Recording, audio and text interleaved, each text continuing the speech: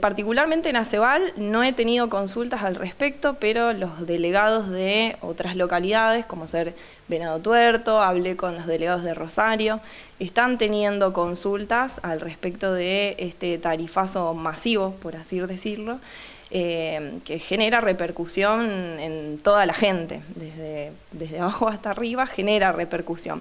Y han venido, digamos, a consultar en distintos puntos, como presentando consultas como diciendo, mirá, no me alcanza, no sé dónde sacar, ¿qué puedo hacer? Esas son las consultas principales que hemos estado recibiendo los colegas de las distintas UCU. No hay nada de defensa, el consumidor se ve avasallado en sus derechos, incluso en sus posibilidades de pago. Sí, la verdad que sí, esto es algo, digamos, particular, algo crocante porque es difícil de revertir. No hay una ley específica que se relacione, digamos, a decir, bueno, mirá, la tasa tiene que ser hasta este punto, de acá para acá, digamos, ya no sería. Sino que hay antecedentes muy esporádicos, hay principios constitucionales, sí, como el de la progresividad, el de la no confiscatoriedad, el de la razonabilidad, digamos, hay algunos principios que son en los que se apoyan los distintos, digamos, antecedentes a nivel jurídico que fueron saliendo. Pero ley específica en este tema estamos en un vacío. Pueden llegar a seguir habiendo aumentos que nada los detiene, nada nos para eso. Sí, o sea, en el sentido de los aumentos... Que te saquen el 100%. Tal cual. El principio de no confiscatoriedad, digamos, es el que sería el principal, el hecho de que el Estado genere tasas y te saque el 100% de tus ganancias. Nosotros desde UCU están viendo, digamos, entre todos los delegados a ver qué se puede hacer, porque más que nada, más allá del ámbito legal, también hay que tener en cuenta una cuestión económica y tributaria que está, digamos, en juego en este ámbito. El tema de ver los porcentajes, de ver, digamos, el salario mínimo real, porque el salario mínimo real, lo que la persona gasta en comida, en impuestos, hay que hacer un balance entre todo eso y en base a ese balance, a ese resultado, tratar de ver qué se puede hacer. Hubo un caso hace poco tiempo conocido que fue el de Venado Tuerto. ¿Cómo se explica y si tiene cierta efectividad en lo que se está buscando? Bien, en Venado Tuerto lo que presentaron fue un amparo y una demanda colectiva, ¿sí? Con juicio sumarísimo, que es el más, digamos, el más breve.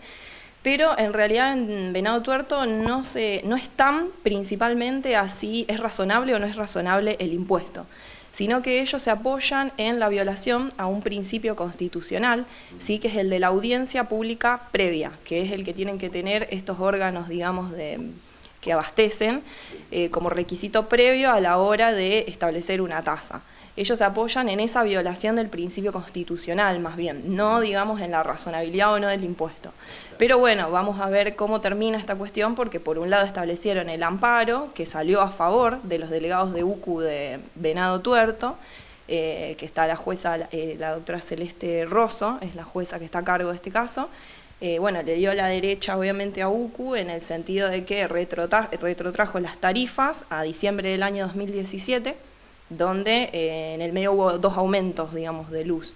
Lo que le van a devolver a la gente, el importe pagado desde diciembre hasta la actualidad, el aumento excesivo se lo van a devolver. La cuestión es que como es un amparo, es solamente por 3 meses.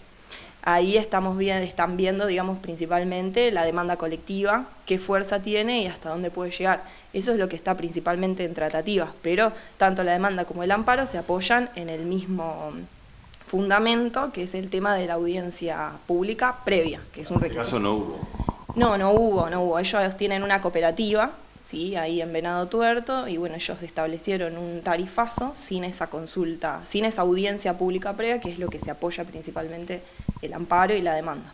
En Francia, cuando detuvieron todos, se habla a la misma vez, dejaron de conducir los vehículos para que baje el precio de la nafta y se consiguió. Aquí se ha propuesto que los viernes, por ejemplo, se hagan enormes apagones en protesta. ¿Esas acciones son efectivas? Y sí, la verdad que, bueno, por ejemplo, Venado Tuerto es un caso específico de esto. Hay una demanda colectiva, se reunió, digamos, firmas de toda la gente, que son, digamos, los consumidores de ese servicio. Y por ese motivo presentaron esta demanda. Ahora hay que ver, digamos, la fuerza que esto puede llegar a tener en el sentido de la repercusión y demás, porque vamos a ser sinceros, uno se pone en una situación como, primero que como delegado de UCU te genera una cierta responsabilidad en el sentido de que tenés pocas herramientas y una necesidad de resolución urgente de esta cuestión, claro, ¿sí? Que es delicada. Y en el otro sentido, digamos que es necesario, el servicio, vamos a hacer, es necesario. Por eso, entonces se generan como ciertos parámetros de discusión que es necesario resolver urgente. Pero bueno, vamos a ver esa demanda cómo termina. Se apoya también en un antecedente que hubo en el año 2016 con los tarifazos de gas, que también presentaron un amparo, que tuvo una respuesta de la Corte Suprema de Justicia de la Nación, que fue favorable. Y bueno, la demanda esta que están presentando en Venado Tuerto tiene ese fundamento. Así que hay que esperar principalmente. Pero bueno, las cuestiones que hay garantías, como yo te decía, constitucionales, que hay que tener en cuenta. El tema de la audiencia pública previa es una cuestión, un punto de quiebre, digamos, que hay que discutir y que hay que tener en cuenta.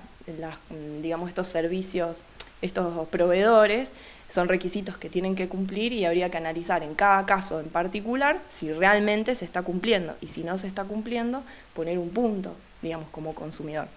Y como se está sugiriendo en el caso de la energía, lo que es la quita del IVA, ¿es algo posible?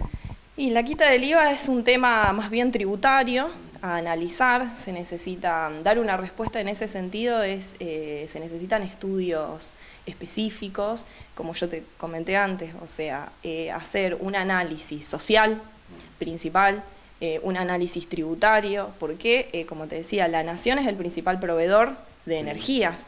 Después tenés los organismos que son los que, digamos, los proveedores, que le cargan el IVA, y después tenés, en este caso nosotros, por ejemplo, también tenemos cooperativas que también cargan IVA.